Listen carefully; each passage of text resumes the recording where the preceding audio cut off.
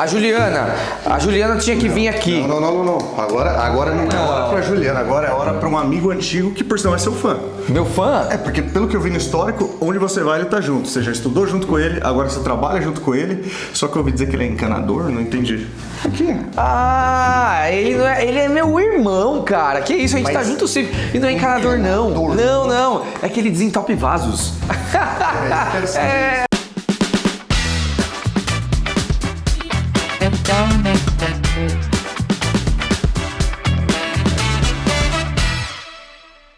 Sejam bem-vindos a mais um Boro Talks. E hoje um Boro Talks muito especial. Estamos aqui com o Dr. Vinícius Bignato. Ele que é cirurgião vascular, super especialista em membros inferiores e embelezamento dos membros inferiores, né? Seja bem-vindo, meu grande amigo irmão. Boa tarde, Dr. Daniel. Boa tarde. Um prazer enorme compartilhar aqui com todo mundo saúde vascular, discutir sobre vida, discutir sobre entretenimento, tudo que envolve o bem-estar, tanto das pernas quanto consultório em geral. É isso, e ele é o nosso cirurgião vascular de referência aqui da Boro, né? Como vocês sabem, a gente tá numa parceria desde sempre, vocês vão entender aí nossa amizade desde faz tempo, e realmente ele é uma das principais referências hoje no que a gente diz respeito à cirurgia vascular no Brasil.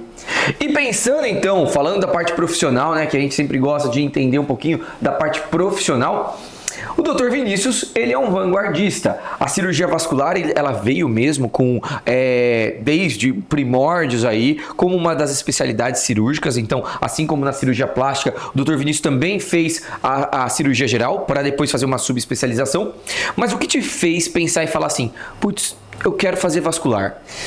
Então, na residência de cirurgia geral, a gente tem contato. Eu, desde então, na medicina, eu sempre sonhava em lidar com a área cirúrgica. Gostava muito de procedimento, tinha aquela adrenalina do procedimento. A gente entra e eu sempre coloquei para mim que eu ia ter contato com tudo. Ia ampliar a minha cabeça para realmente decidir com calma toda a especialidade.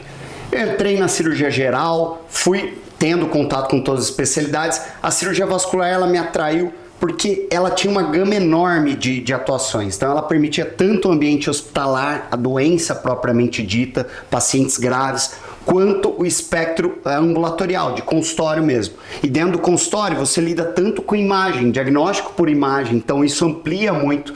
Você lida com procedimentos hospitalares e muito procedimento em clínica. Então isso amplia muito e te dá um rol enorme de atuações. Exato, né? É uma área mesmo que você faz até os exames de imagem, né? A ultrassonografia para complementar os seus tratamentos ou até para ajudar nos seus diagnósticos, as cirurgias e os procedimentos. Mas pensando nisso, nas cirurgias, a gente, para quem não sabe, o cirurgião vascular, ele não trata só de veias e varizes, ele também trata do sistema arterial, né? Perfeito. E na residência, vocês têm muito mais contato com as emergências e principalmente envolvendo o sistema arterial. Sem dúvida nenhuma. A nossa residência, eu fiz em instituição pública, eu fiz na Escola Paulista. Então lá é um hospital público com uma quantidade enorme de casos, uma quantidade de casos complexos. E ali a gente entra em contato com essa doença propriamente dita. Quando a gente vai para a esfera de consultório, muitas vezes são casos um pouco mais uma demanda de complexidade até menor do ponto de vista doença em si, mas a gente entra em contato com outro espectro, né, do cuidado em saúde, outro espectro envolvendo muitas vezes a autoestima do paciente, tendo aquela tranquilidade para atuar e tirar da história tudo que incomoda de fato o paciente. Então, mas eu gosto bastante, eu atuo em hospitais, então na minha atuação eu pego de tudo. Então eu sou um vascular, graças a Deus, muito bem formado e eu tenho muita segurança em lidar tanto com esse paciente bem grave, esse paciente hospitalar com uma demanda pesada de medo, de risco, quanto um paciente que ele vem inicialmente, a gente não fala só estético, sim, né? Mas também a autoestima mesmo. Exato. Que a paciente traz a demanda de autoestima, demanda de dor, mas também querendo embelezamento aqui, que é uma realidade bem grande no nosso consultório. E é isso mesmo. E na verdade, quando a gente pensa na medicina, as áreas médicas hoje estão muito... Cada área médica hoje em dia tem tratamentos minimamente invasivos que conseguem realizar procedimentos através de tecnologias ou de injetáveis para melhorar ou o resultado cirúrgico ou às vezes para prevenir uma cirurgia. Então até nossas áreas cirúrgicas, elas estão vindo aí com tratamentos menos invasivos, e isso eu falo de todas as áreas, a urologia, a gastrocirurgia, todas as áreas estão vindo com tratamentos menos invasivos do que realmente a cirurgia, e acredito que essa seja uma evolução. Pensando nisso, você é um grande vanguardista na cirurgia vascular, em tecnologias, em tratamentos e tudo mais, a gente discute muito sobre isso, e realmente hoje, no dia a dia, no seu consultório, você trabalha mais com o sistema venoso, né? Perfeito. E como que é a sua abordagem? Quais são as queixas principais que os pacientes veem? Quais são as orientações para quem está assistindo a gente falar, putz, talvez eu precise procurar o Dr. Vinícius agora? Muito bem colocado. Então, quando eu trouxe a experiência toda da cirurgia vascular, né, tudo que eu aprendi na residência, nos anos de experiência, coordeno um serviço público bem amplo, com muitos casos. Né, a vida médica, ela é um compilado, tanto teórico quanto muita experiência, muita troca. Quando a gente trouxe para a realidade do consultório, finalmente, depois de anos, a gente conseguiu se juntar, já era um sonho muito antigo. A gente começou a discutir muitas interfaces. Hoje as áreas, elas têm muita interlocução. Muita. E a gente vai ficando muito especialista. E muitas vezes um vai dando insights para o outro, e o Daniel, nesse ponto, ele foi me dando muitas ideias aqui de atuação. E eu sentia, ele me colocou muito bem isso, eu sentia que esse paciente trazia uma demanda que na maioria das vezes era funcional, né? Os pacientes que procuram vascular geralmente, tá? Não é via de regra, mas geralmente alguma queixa no membro inferior. Seja ela dor, seja ela inchaço, seja ela uma cãibra, ou algum incômodo aparente mesmo. Ou um vasinho, uma varizes, ou algum inchaço súbito, né? Descartando trombose. Muitas vezes faço uma avaliação completa desse paciente. Hoje, como o Daniel colocou, nós temos o diagnóstico aqui na clínica. Então, esse paciente já é submetido, além da história, ele é submetido a uma avaliação vascular com Doppler. A grande vantagem do Doppler, ele que já me dá toda a informação complementar que eu preciso. Hoje a medicina, ela é muito acurada. Foi-se a época que a gente só palpava, hoje a gente vê. E na nossa realidade na vascular, a ultrassom é uma ferramenta assim, a gente já não vive sem. O Dani mesmo está aplicando agora na plástica, então o ultrassom, ele virou um novo estetoscópio. Então, e o vascular já lida muito com isso. Então eu saio desse diagnóstico e imediatamente a gente já tem um plano terapêutico. Só que ficava o paciente traz a demanda do membro como um todo, né? De toda a sua saúde, obviamente, mas ele vinha com uma queixa do membro como um todo. E foi aí que, nessa interface cirurgia vascular com cirurgia plástica, nós começamos a discutir as estratégias de tratamento do membro como um todo, não só o vaso, porque o paciente não sabe. Ele traz a demanda para a gente. Exato. Cabe a nós, médicos, especialistas, realmente identificar se é só vaso, se eu tenho um componente de gordura envolvido, se eu tenho um componente de pele, porque isso vai interferir totalmente no tratamento e na entrega, tanto funcional, que muitas vezes é o foco, quanto a aparência e o bem-estar nessa Você terapia. potencializou os seus resultados, Perfeito. né? E é isso que é legal da gente pensar na interface, como você falou muito bem das nossas especialidades, mas de outras especialidades, mas é o tratamento cirúrgico, o tratamento cirúrgico hoje, você indica para a maioria das pessoas com varizes ou não? Ou muitas vezes você consegue corrigir sem tratamento cirúrgico? A grande vantagem hoje em dia na medicina é que nós temos uma ampla quantidade, né, uma gama enorme de tratamentos. Então, hoje nós temos a disponibilidade de tratamentos pouco invasivos. Então, a acurácia do diagnóstico mudou muito. Então, na consulta, eu faço o Doppler, eu consigo medir o tamanho dessa veia. Uma vez que eu meço o tamanho dessa veia, consigo com o aparelhinho de realidade aumentada identificar exatamente a queixa do paciente, eu consigo, em alguns casos, evitar a cirurgia com laser, por exemplo. Laser transdérmico, que é uma tecnologia que nós temos aqui na clínica, é uma tecnologia que ela consegue otimizar muito veias que antigamente iriam inevitavelmente para a cirurgia. Então, sim, Hoje, com técnicas pouco invasivas, a gente consegue pular essa etapa hospitalar. Obviamente que tem paciente que já chega, postergou muito o tratamento, principalmente senhoras de mais idade, que postergou o tratamento, chega com casos mais avançados, ainda a boa e velha cirurgia, principalmente envolvendo trajeto de safena, tudo, é uma boa indicação. Mas vale lembrar que mesmo em cirurgias, hoje a realidade é pouco invasiva. Hoje eu não faço nenhuma retirada grande, nenhuma cirurgia de grande porte no território venoso. A gente vai de forma percutânea por dentro da veia e a gente queima essa veia de forma controlada, indolor, uma recuperação excelente, rápida e bem estética. E o mais importante é falar para as pessoas também que às vezes as pessoas acham, eu vou fazer a cirurgia, não vou mais precisar fazer tratamentos. Não, as outras varizes mais superficiaisinhas, vasinhos mais superficiaisinhos, podem ficar envolvidos e podem sim precisar dos tratamentos com tecnologias ou minimamente invasivos, com a combinação das injeções, para a gente conseguir controlar esses vasinhos, né? Perfeito. A varize, ela entra no espectro de doença que a gente chama de doença venosa. Isso é uma doença crônica, como pressão alta, é o que eu explico para os meus pacientes.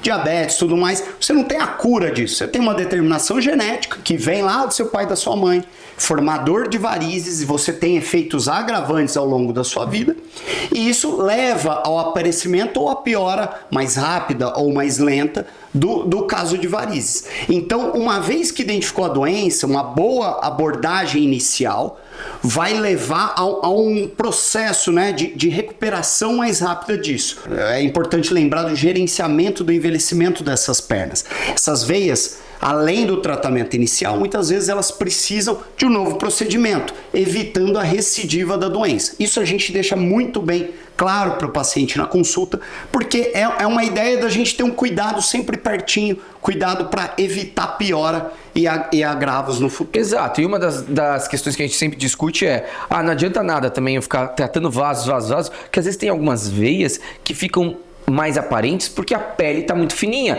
e a pele está envelhecida. Por isso que veio a nossa questão de você trazer também esse tratamento global, porque você vai conseguir tratar essa pele desses membros inferiores para espessar mais, diminuir daí a visualização daquele vaso e tratando globalmente, então de uma forma holística o membro inferior e não simplesmente o vasinho em si, né? Perfeito. Isso é um conhecimento que nós vasculares fomos aprendendo com os grandes especialistas, né, de pele, de tecidos, de gordura da perna, que são principalmente cirurgiões plásticos e dermatologistas.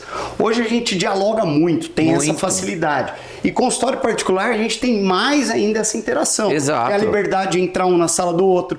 Muitas vezes o paciente está aqui, eu já sinalizo as meninas do apoio para trazer o Daniel até a sala para ele fazer uma avaliação conjunta, porque isso aí otimiza muito. A gente enxerga bem isso que o Dani colocou, de forma a otimizar ainda mais o tratamento. Hoje as tecnologias envolvidas, nós mesmos, enquanto vamos tratando, a gente sente um entusiasmo muito grande com os resultados, porque melhora de forma muito aparente e às vezes até imediato, né? O paciente sente um bem-estar. Mas assim, a gente tá falando que de algo que vocês estão pensando, é superficial ou é algo estético, mas uma das principais questões que eu acredito na vascular e que muita gente às vezes se questiona será que eu tô com trombose? Meu Deus, a trombose pode ser grave, porque eu já ouvi falar sobre morte da trombose. Fala um pouquinho, quando que orienta uma pessoa, quais sinais ela pode estar com trombose, e aí ela tem que procurar um médico, ou tem que procurar um pronto-socorro, e o que essa trombose pode levar para a vida? Com certeza, a trombose é sim uma grande preocupação médica, ela é uma urgência médica, ela é uma causa, por exemplo, de hospitalização. Hoje em dia, aliás, teve um aumento no Brasil de internações decorrentes de trombose, tem algumas causas envolvidas, mas basicamente, para quem nunca ouviu falar, os sinais que você deve se preocupar de trombose: dor. Então, dor súbita, ou seja, o paciente estava bem, estava tranquilo e notou uma piora grande de dor em um dos lados. É raro acontecer ao mesmo tempo nos dois lados. Não isso é uma coisa muito importante. Às vezes as pessoas falam, nossa, eu tô com dor nas minhas pernas, nas minhas duas pernas, será que é trombose? Muito importante, né? Normalmente ela é unilateral. Unilateral, exatamente. Unilateral associada à dor. E também os pacientes notam o inchaço dessa perna.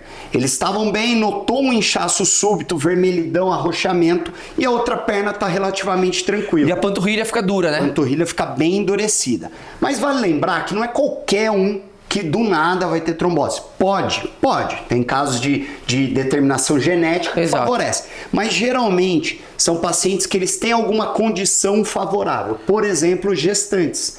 É um grupo de risco de trombose. Então toda mulher gestante, ela tem que acompanhar, né, com o obstetra, com o gineco, para ver se a saúde global tá boa, não só do bebezinho, mas também da mulher, e ver se as pernas estão tranquilas. E porque é um fator de risco, gestação, e o pós-gestação é ainda mais. Portanto, gestantes ou puérperas, viajar com meia elástica, né? Perfeito, principalmente. Então a trombose, ela nunca não vai, mas raramente ela acontece de forma com um fator de risco só.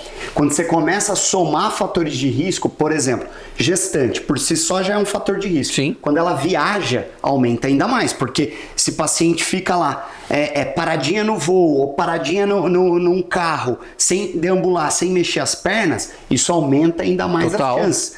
Paciente que hospitaliza por algum motivo, é submetido a alguma cirurgia, os cirurgiões sempre têm um cuidado a mais para prevenção de deambulação precoce, né? Perfeito. Andar esse paciente muito rápido. A gente faz isso muito na cirurgia plástica, que o paciente às vezes fica 6 horas na anestesia, parado, e eu falo, temos que andar. Aí a paciente, não, mas eu estou com dor, será que tem que andar agora? Eu falo, não, tem que andar para prevenir a trombose, né? Então, esse estímulo precoce, você está paradinho, você ficar fazendo esse movimento do acelerar, já está movimentando os membros inferiores, isso está diminuindo as chances da trombose em si, né? Com certeza. O melhor preventivo é o caminhar, né? A contração muscular, a movimentação previne muito a trombose. Então, hoje a realidade médica de todas as áreas é andar, é deambular. Mas quando você tá com trombose, não, né?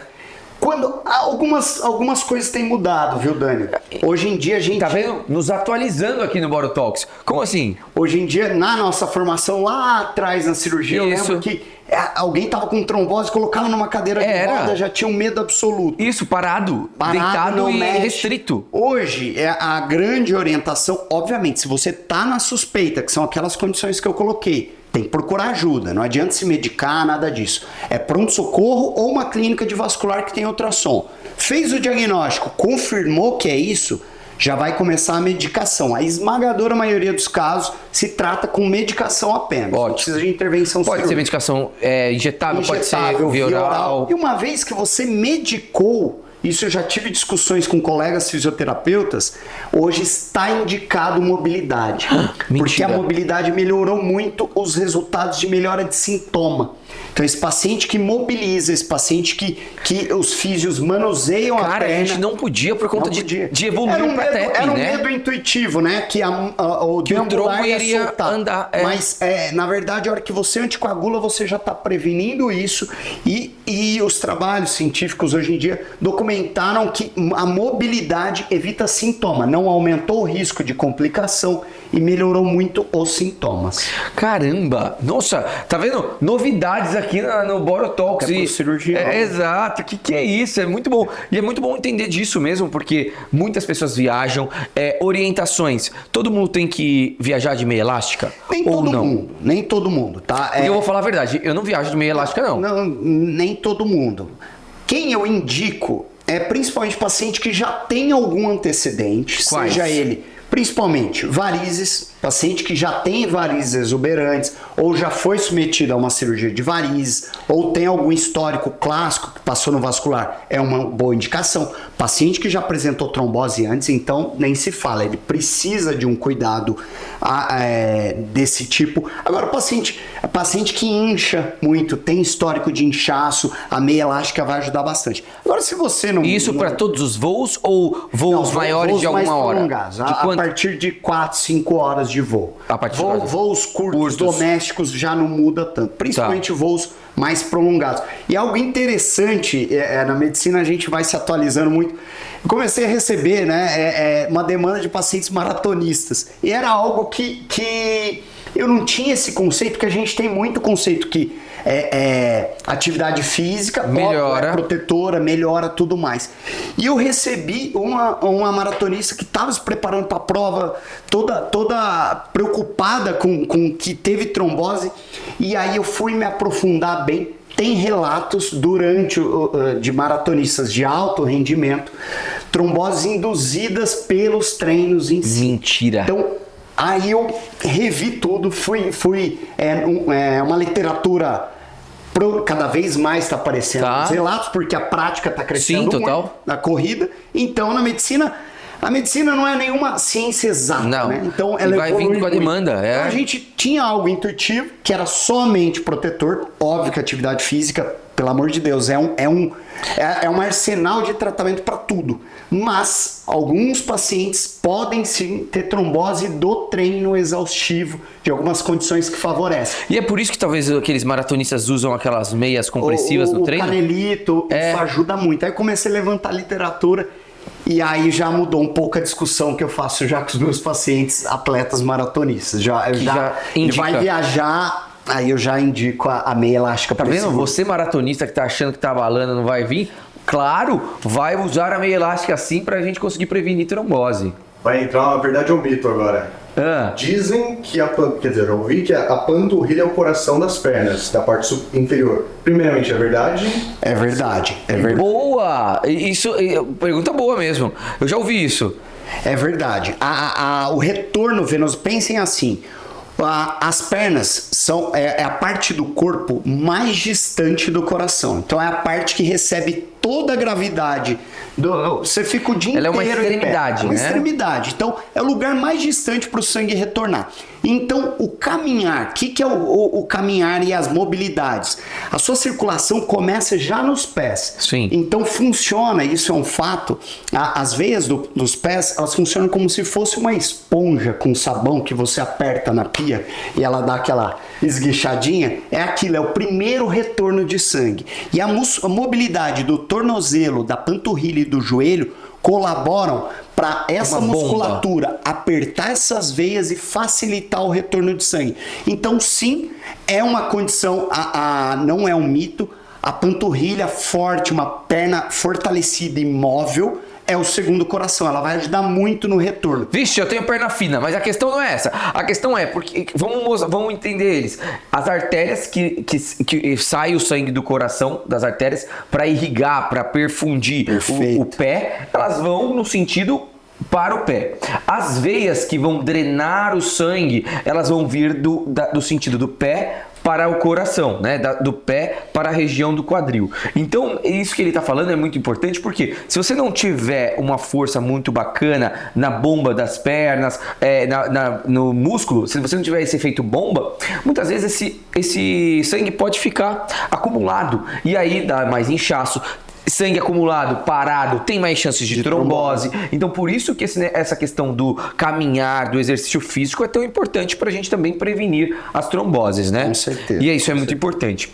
Ótimo! Vocês viram aí, e na verdade, assim, eu queria só falar mais um assunto sobre vascular, que é um assunto que está super em alta, que tem a ver com inchaço. A gente falou sobre esse inchaço da trombose, mas tem um outro inchaço que eu quero que você fale para o pessoal, porque às vezes as pessoas hoje estão se incomodando um pouco com isso, que é o lipedema.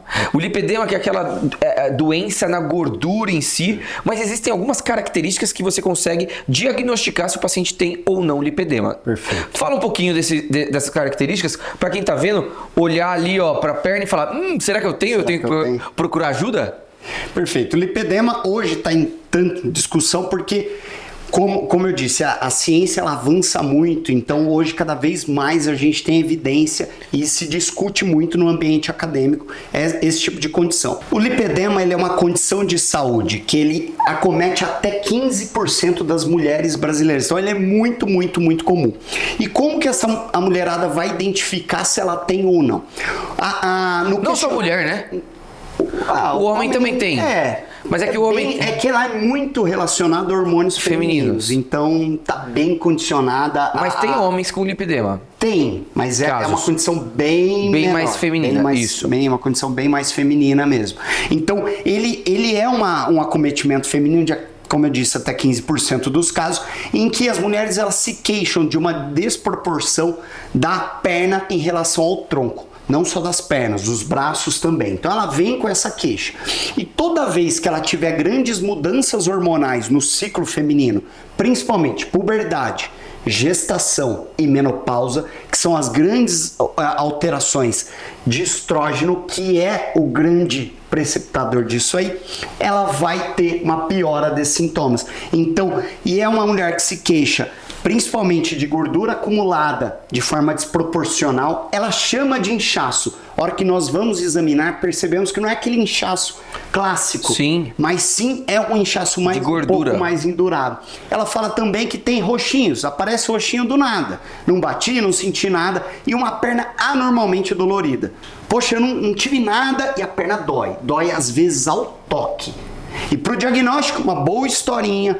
Temos alguns exames, ultrassom, ele já vai nos levar a... E tem uma desproporção também do tornozelo, né? Do tornozelo. Tem uma gordurinha, né? O pé polpa. É um pouco diferente, porque muitos inchaços pegam o pé. O pé fica aquele... Só que o pé, normalmente, inchaço. A gordura não é tão gordinha, né?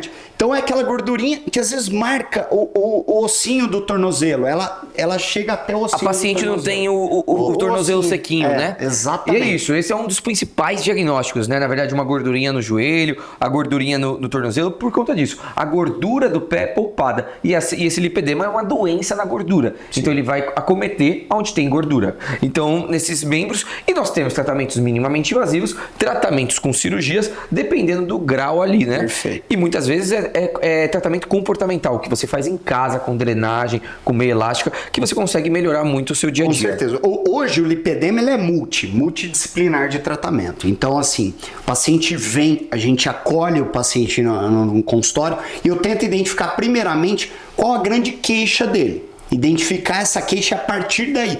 Ver se a queixa é principalmente dor funcional, muitas vezes é uma queixa emocional. Sim. O paciente não se identifica bem com a estética das pernas. Então a gente vai guiando eles, lançando mão de nutricionista, de fisioterapeuta, de personal e as tecnologias que a gente tem disponível no consultório. É isso aí.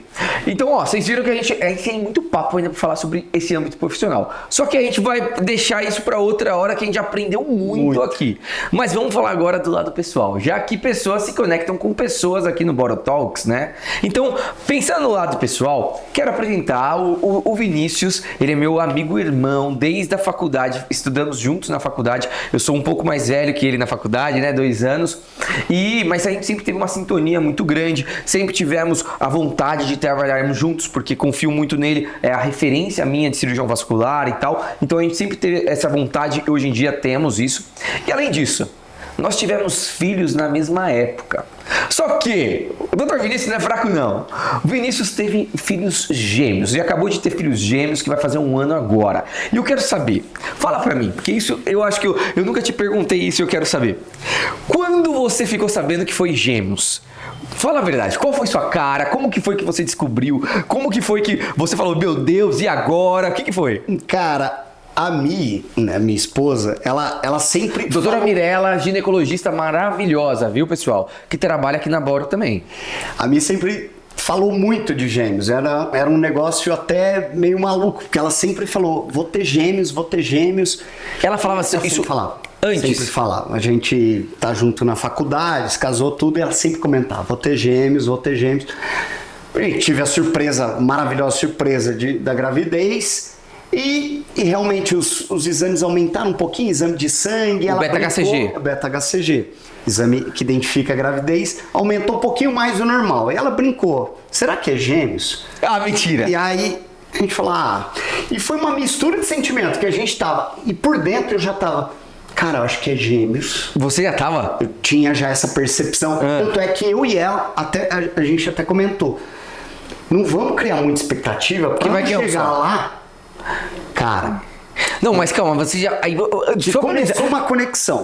Começou uma conexão que ela já trouxe muito e de repente... Cara, isso que dá casal médico, né? É maluco em diagnóstico de tudo em casa. Então, quando ela veio com isso, eu falei, nossa, mas aumentou muito mesmo. Quando fomos fazer ultrassom, Cara, e a gente sabe muito ultrassom, Sim. sabe ver imagem, então não dá pra enganar médico ver imagem. No que a médica colocou ultrassom, a gente já olhou um na cara do outro. Meu Deus. São gente. dois. A gente já se abraçou, já foi uma emoção enorme, já saímos de lá. Quem a gente já tinha contado virou outra surpresa, porque era gêmeos. Era uma surpresa, contei pros meus amigos, agora, poxa, tem mais novidade. Como assim mais novidade? Você já contou que vocês estão grávidos. Gemelar, já virou aquela festa, já virou aquele planejamento, tudo. E fomos abençoados por Deus de ter um casalzinho. Não, imagine, gêmeos. casal, gêmeos, numa gestação só. Mas fala um pouquinho, divide isso. Que hoje, graças a Deus, Lavi e Tato estão maravilhosos. Mas divide com a gente um pouco, porque às vezes podem ter pessoas com gestação gemelar aí assistindo a gente, que a gente sabe que existem algumas questões particulares de uma gestação gemelar, né? Como que foi viver essa gestação gemelar? Tinha muita ansiedade, tinha muita questão, vocês ficavam... Como que foi? Então, a mim, por ser obstetra, ela já me passava muita tranquilidade. Então, assim, a Mirella me passou muita tranquilidade. Eu via ela tranquila, uma evolução de gestação muito tranquila. Tanto é que com 20 e poucas semanas ela já com a barriga enorme, porque o gemelar aumenta muito a barriga. A gente foi viajamos junto, andamos pra caramba, rodou muito. Eu coloquei ela com 20 e poucas semanas, a gente andou 15 quilômetros. Nossa senhora, você andou muito. Quase pariu daí. Onde você tava? A gente foi pra Itália. Meu Deus do céu. Andou, circulou, adoidado aquilo. Ficou assim, era uma confiança muito grande. Então ela teve uma gestação muito tranquila. Mas pelos riscos gemelar, a gente acabou tendo o parto um pouquinho antecipado. Isso gerou uma ansiedade. Então, nessa de... a gestação estava muito linda, foi linda, foi maravilhosa. Tava naquela velocidade cruzeiro. Aí teve um dia que eu cheguei em casa, aí a Mi falou, a gente vai pro hospital. Aquilo, imagina. Por quê? Porque ela teve uma perda que ela suspeitava de algum parto prematuro. Ela teve perda de tampão, que até pra gente médico... Será que é? Será que não é? Não é? E ali a gente é paciente. Exato, a gente vira paciente. É óbvio, então, eu falo já sempre. Bateu que ela... Meu Deus, fomos pro hospital, os médicos de plantão nos tranquilizaram, tudo, ótimo. Ela foi pro repouso, aí mudou totalmente a realidade. Porque aí já não foi mais aquela velocidade cruzeiro que eu e ela estávamos trabalhando. Teve que ficar de repouso, completamente normal. Ela estava na academia, ela fazia atividade física, e aí ela foi para um repouso. E aí começaram os primeiros, né? Uma mulher que trabalha muito, cirurgiã, vida completamente ativa, foi pro repouso. Tivemos que já começar o preparo pro que seria a vida de pai e tudo mais. Eu sou uma pessoa muito ativa, organizo tudo, adoro ver amigos, familiares, tudo. Tive que começar a reprogramar a cabeça para ficar tranquilo em casa. Bateu aquela vontade de sair, mas calma, tem bens muito maiores que eram os nossos filhos. E graças a Deus correu tudo perfeitamente.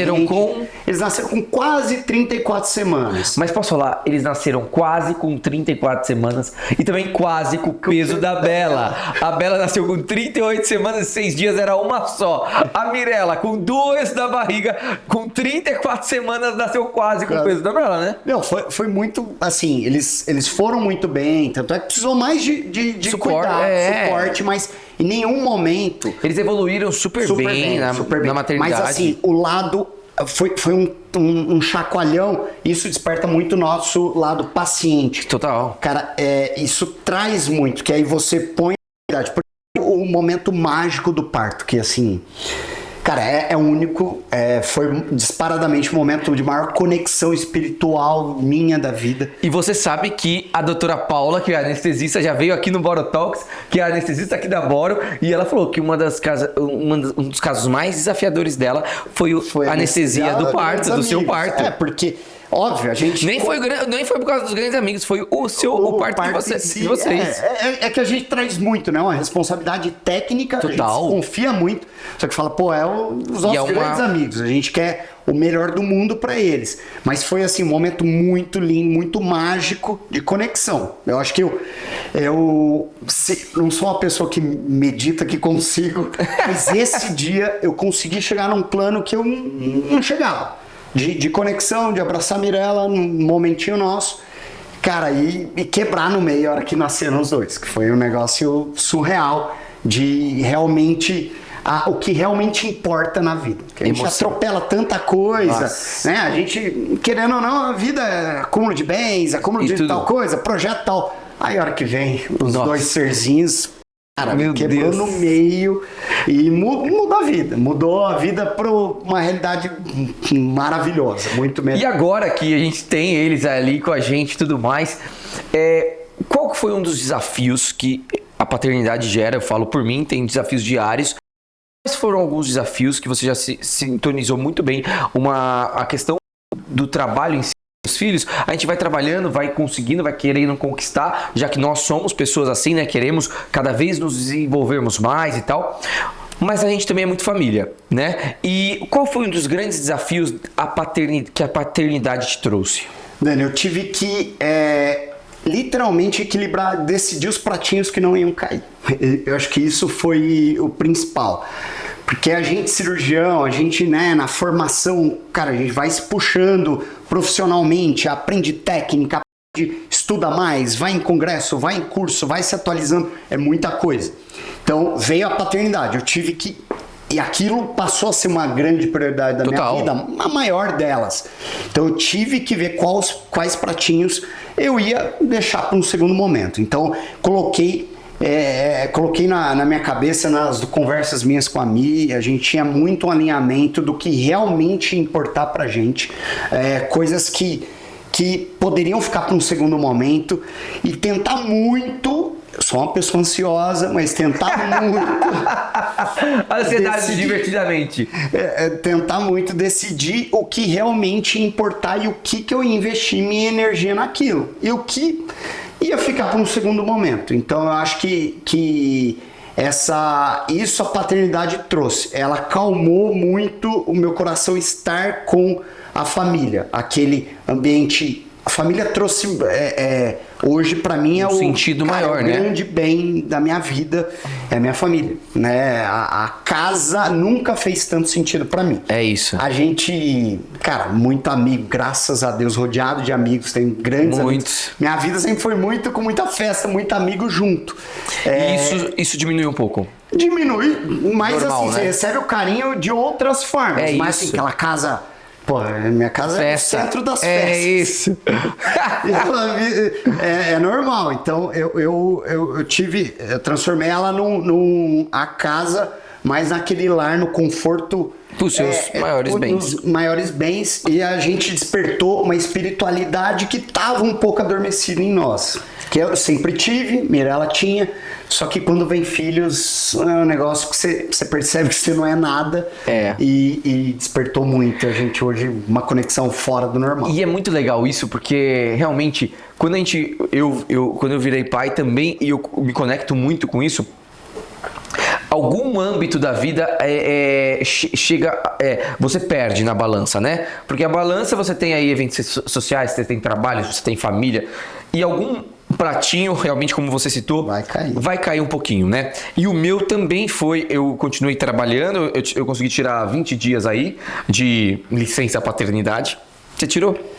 Tirei uma semana. Uma semana. Dois eu precisava ia desbalancear. É isso. Eu tirei aí 20 dias de uma licença paternidade, mas continuei um pouco mais desacelerado, depois eu voltei a acelerar de novo, mas nesse âmbito social diminuíram muito algumas festas, mas sabe o que foi o melhor? A maioria dos meus grandes amigos também tiveram filhos na mesma época, o ano passado, então isso é muito bom, porque realmente, a gente não tá se vendo muito, mas é óbvio, a gente tá respeitando os 3 meses daquele filhinho que tá vindo, aí os nossos filhos que estão respeitando 3 meses, e aí realmente foi um ano, o primeiro ano, com menos eventos sociais, mas aqui tá tudo bem, né? Que foi uma concentração com amor, com estar participando dessa evolução dos nossos filhos, né?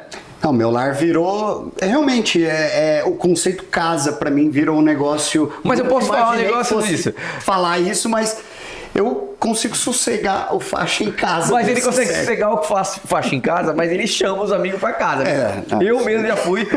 Tato e Lavi com mais ou menos 4 meses. 4 meses, Bela lá tava com um pouquinho mais que eles.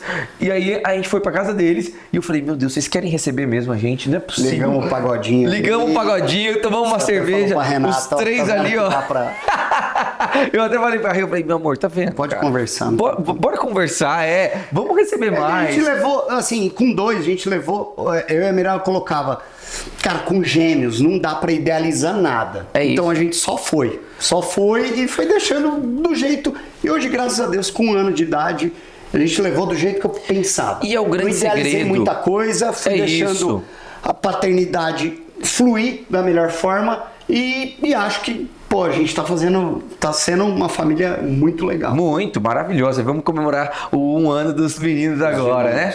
Ó, conhecemos uma parte dessa parte paternidade, filhos gêmeos, desse desafio da gestação gemelar, do Vinícius, da Mirella. E agora vamos para o bate-boro. Então agora no bate-boro, vou falar uma palavra, você responde com uma palavra, com uma expressão e o que te vem na cabeça pra gente conseguir falar alguma coisa muito importante. Pensando em uma viagem, a viagem que você já realizou?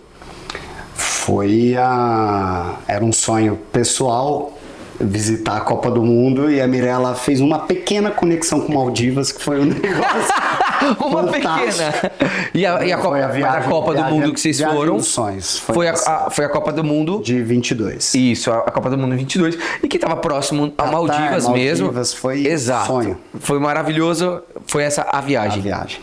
Um caso desafiador de um paciente seu? Sem dúvida nenhuma, os casos do Hospital São Paulo, tenho vários lá, mas fala um. Aneurisma. Mas um que você lembra que você falou, caraca. Que a gente ficou, foi o recorde meu, 17 horas uma cirurgia, que eu saí de manhã, Mirella saía ligando para todo mundo, que a gente tinha combinado almoço, eu falei que era rapidinho, só ia ver um caso, entrei na cirurgia, saí na madrugada e mais vida de cirurgião. Só foi contextualizar, o aneurisma, na verdade... É uma grande complicação, uma cirurgia grave, que a vida do paciente está literalmente na nossa mão. E saiu bem? Saiu bem. Que bom, desfecho bom. É isso, que bom. 17 horas de cirurgia, mas desfecho bom, né? Graças a Deus. Um amor. Mirella. Ah, doutora Mirella, o amor. Isso é medular, não sei nem pensar. Um desafio. Criar os meus filhos, com os valores que eu tenho, com tudo que eu idealizo. A gente, pai, profissional, pensa tanta coisa e a hora que eles vieram, todos os meus sonhos giram em torno deles. Um sonho. Um sonho. Um sonho. Cara, minha família crescendo junto no seu devido tempo, tempinho de cada coisa, como está sendo um passinho de cada vez, concretizar uma família linda e com cada projetinho que cada um tiver. Oh, que delícia, você viu? Conheceram o Dr. Vinícius com esses valores todos, por isso que eu falo pra vocês, é a referência da cirurgia vascular, uma pessoa de muitos valores familiares, mas que tem uma gama profissional, uma experiência profissional absurdo, um vanguardista na área dele e que realmente é um grande irmão para mim. Eu só tenho a agradecer você de estar aqui. Muito obrigado. Sigam ele nas redes sociais, @Dr.ViniciusBignato. É @Dr.ViniciusBignato. Ah, não tem ponto. @Dr.ViniciusBignato. Com 2 T's. Com 2 T's. Aqui, ó, como tá mostrando aqui na tela. Acompanhe ele porque realmente ele traz informações de muito boa qualidade na área da cirurgia vascular. E também ele mostra também o âmbito pessoal dele. Vocês vão conhecer os gêmeos lá. Os gêmeos. Obrigado mesmo. Obrigado, meu irmão. Vamos que vamos. E toda segunda-feira, um novo Boro Talks, conhecendo uma nova personalidade, já que pessoas se conectam com pessoas. Muito obrigado. Aê, você foi demais, cara. Vai fluindo. Tá vendo?